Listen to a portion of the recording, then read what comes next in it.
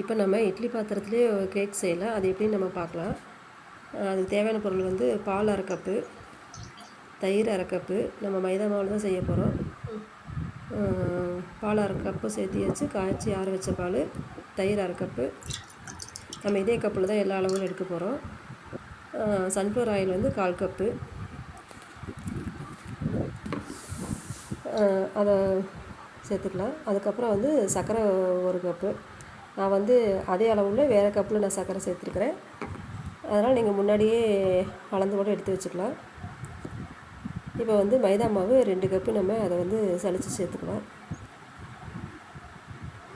2 cup மைதா மாவு, 1/4 spoon soda உப்பு, 1/4 spoon கொஞ்சம் அதிகமாக பேக்கிங் சோடா. நம்ம இதை மட்டும் கொஞ்சம் சேர்த்துக்கலாம். அப்புறம் நம்ம வெண்ணிலா எசன்ஸ் இருந்தால் அப்புறம் சேர்த்துக்கலாம். இல்லைன்னா நான் ஏலக்காய் சேர்த்துருக்குறேன். உங்களுக்கு எந்த ஃப்ளேவர் பிடிக்குமோ அதை நீங்கள் சேர்த்துக்கலாம். இப்போ நம்மளாம் இது நல்லா சளிச்சு விட்டுடலாம். நம்ம இதை வந்து நல்லா மிக்சிலே நம்ம அடித்து நம்ம இட்லி பாத்திரத்தில் வச்சு வேக வைக்க போகிறோம்.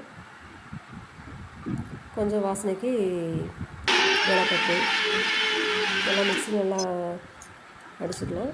நல்லா மிக்ஸ் ஆகிற அளவுக்கு நல்லா இந்த மாதிரி மாவு இருக்கணும். இது பதம் கரெக்டாக இருக்குது. இல்லைன்னா உங்களுக்கு கொஞ்சம் கெட்டியாக இருக்கிற மாதிரி இருந்தால் கொஞ்சமாக பால் மட்டும் சேர்த்துக்கலாம். நம்ம இப்போ வந்து இந்த பாத்திரத்தில் வந்து நெய் தடவிக்கலாம். கேக் வேக வைக்கிற பாத்திரத்தில் நெய் தடவிட்டு கொஞ்சம் மைதா மாவு தூவி விட்டுக்கலாம்.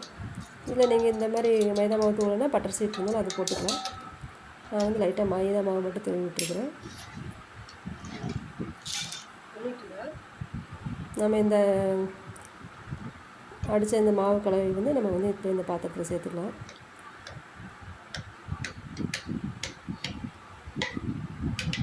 நம்ம அதுக்கு முன்னாடியே வந்து இட்லி பாத்திரத்தை வந்து அடுப்பில் வச்சு சூடு பண்ணி வச்சுருக்குறோம்.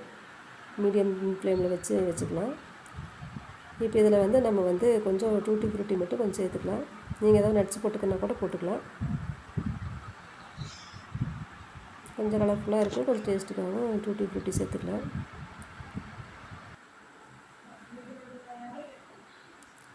இப்போ நம்ம இந்த பாத்திரத்தை வந்து இட்லி பாத்திரத்தில் வச்சுக்கலாம். குக்கரில் வைக்கிறதா வைக்கலாம். நான் வந்து இட்லி பாத்திரத்தில் வந்து ஒரு ஸ்டாண்டு வச்சு அதுக்கு மேலே இதை பாத்திரத்தை வச்சுருக்கிறேன். தீ வந்து மீடியம் ஃப்ளேமில் தான் இருக்கணும். ஹையில் இருக்கக்கூடாது, ரொம்ப லோவில் இருக்கக்கூடாது. மீடியமில் இருந்தால் தான் நம்மளுக்கு கீழே கருகாமல் நல்லா வரும். நிறைய நல்லா வந்து வரும். ஒரு 20-25 நிமிஷம் வேகணும். நீங்கள் மாவு எவ்வளோ வைக்கிறீங்களோ அதுக்கு தகுந்த மாதிரி கொஞ்சம் நம்ம சேர்த்து வச்சிங்கன்னா இன்னும் ஒரு 10 நிமிஷம் சேர்த்து வேக வைக்கிற மாதிரி வரும். இதுக்கு வந்து ஒரு 25 நிமிஷம் ஆச்சு. நான் வந்து மறுபடியும் சின்ன கப்லேயும் கப் கேக்கு மாதிரியும் போட்டு வச்சுருக்கிறேன். இப்போ நம்மளுக்கு வந்து கேக் ரெடி. நம்ம அதுக்கு இடையில வந்து நம்ம பாத்திரத்தை இறந்து பார்க்குறப்ப குத்தி பார்த்தோம்னா அது ஒட்டாமல் வந்துச்சுன்னா வெந்துருச்சுன்னு நம்மகிட்ட பார்த்துக்கலாம். இப்போ நம்மளுக்கு அருமையான கேக்கு வீட்லேயே ரெடி. இந்த கப் கேக்கு ரொம்ப சூப்பராக பாஞ்சி மாதிரி நல்லா வந்திருக்கு. நீங்கள் இந்த மாதிரி கப் கேக்கு மாதிரியும் செஞ்சு பார்க்கலாம். இல்லைன்னா பெரிய கேக்காகவும் செய்யணும்னா அந்த மாதிரியும் செய்யலாம். நம்ம ஈஸியாக வீட்லேயே நம்மளுக்கு முட்டை இல்லாமல் நம்மளுக்கு பிடிச்ச மாதிரி நம்ம கேக் செஞ்சுக்கலாம். நீங்கள் இந்த மாதிரி ட்ரை பண்ணி பாருங்கள். இந்த சேனல் நீங்கள் சப்ஸ்கிரைப் பண்ணிக்கோங்க.